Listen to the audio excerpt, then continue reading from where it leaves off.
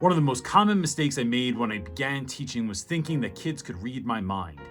You were probably doing this in your class, even in some small ways, some of you in big ways, and I want to talk about that today, so let's get started. So don't bring this up in any sort of judgment, but it's just something that I noticed about myself, and I noticed in teachers that I coach, that is something that is an ongoing process. And so the first way that we act as if kids can read our mind is by having really good kids and then not telling them about it. And I don't mean just telling them once, or you gave them the student of the week earlier in the year, or they, you say nice comments on their report card.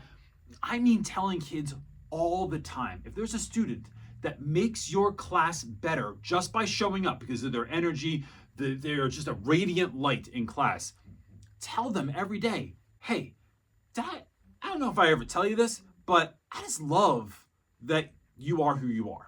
I love your energy you bring in. I love your enthusiasm. I love the way that you never complain when we have to do work, or if there's a task that needs getting done, you're just willing to jump in and take care of it for me. I just want you to know that I appreciate that about you. Doing something simple like that is this idea of you have to tell kids over and over and over again. And to be honest, we like being affirmed by this too. Your principal complimenting you on something you did in September, but then maybe they haven't talked to you. Maybe they haven't come to see you. Maybe they haven't stopped by your class to even say hello. It hurts, right? It's like you've been forgotten about. Telling kids every day that we care about that energy that they're bringing in. Now, let's flip this. The other side of this is tough kids, like kids that come to class and are sort of like a black hole of attention seeking, that they always need something from you, that they always want, their questions are rarely based on the work. They just constantly kind of need something from you, but in the middle of teaching class. It's students like this that are having a hard time sitting still, doing the work, getting stuff done. It is telling them when they're doing something good, that they're doing something good. It's saying, hey, I just want to note, you've been doing a really great job, and I don't think that I don't notice it. Some of you have a really good radar because of maybe your own past. Maybe you've just been in the job for so long, you can see it on kids' faces. But you see those students that might not be getting that kind of love from anywhere else, that kind of care from anywhere else. Might not be coming from home, might not be coming from other teachers, because they're tough. They're not easy to deal with. And by this time of the year, they've basically wiped you out a lot of times. Depositing that level of care into a child, that level of acknowledgement, that level of love, what that's going to do, the ROI that you get there is when you are disappointed, when there is something that you have to talk to them about, when there is a concern that you have, that student is far more apt to listen to you because you made deposits that you can make withdrawals upon. There's two more kinds of kids I think are really, really important, especially this next one. And that student is this kid. This isn't the most teacher moment ever. I'm writing in lime green, which is my sworn enemy, and even that is fading. This is a teacher moment. End of the school year. Fading expo markers. The helper.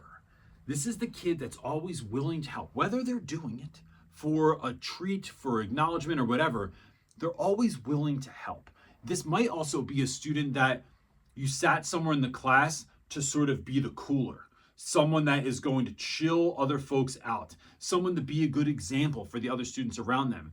And when that's working, you have to tell them at every turn, yo, come here, gotta talk. Bro, this whole area over here was a whole nightmare earlier in the year. Just you being over there is making things better, which makes things better for me, which makes class better for everyone.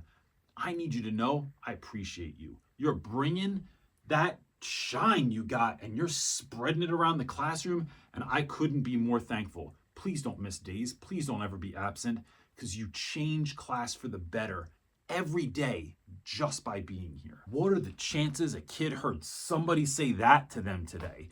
And it's not just today, it's again over and over and over again. Like, see you doing it again. You're over every day. I'm just saying, bro. You're bringing it every day, and I appreciate it. I see you. I just need you to know that. Kids then take ownership.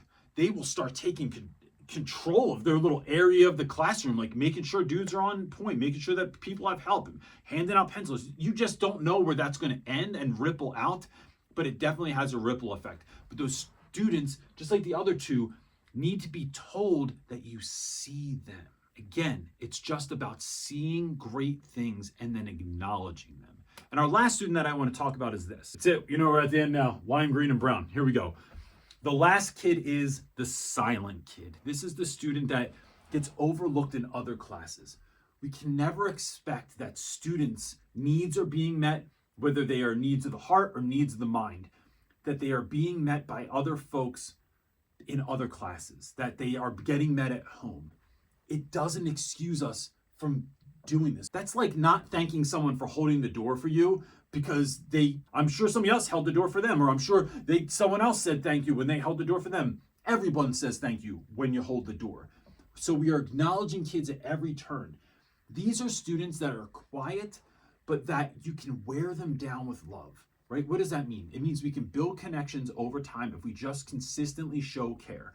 And it is not too late in the year to do this with any of these students.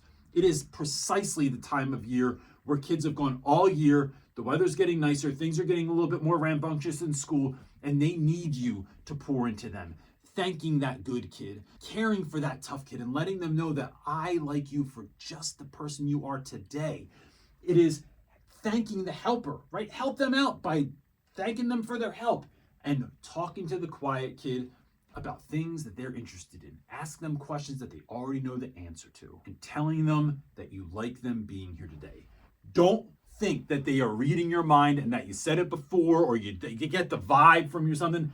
Tell them to their face. Please give yourself the gift of signing up for the workshop. You'll find the link in the description below. And please hit up the thumbs up button, all that YouTube stuff, and we'll see you next time. That's it, gang. Peace.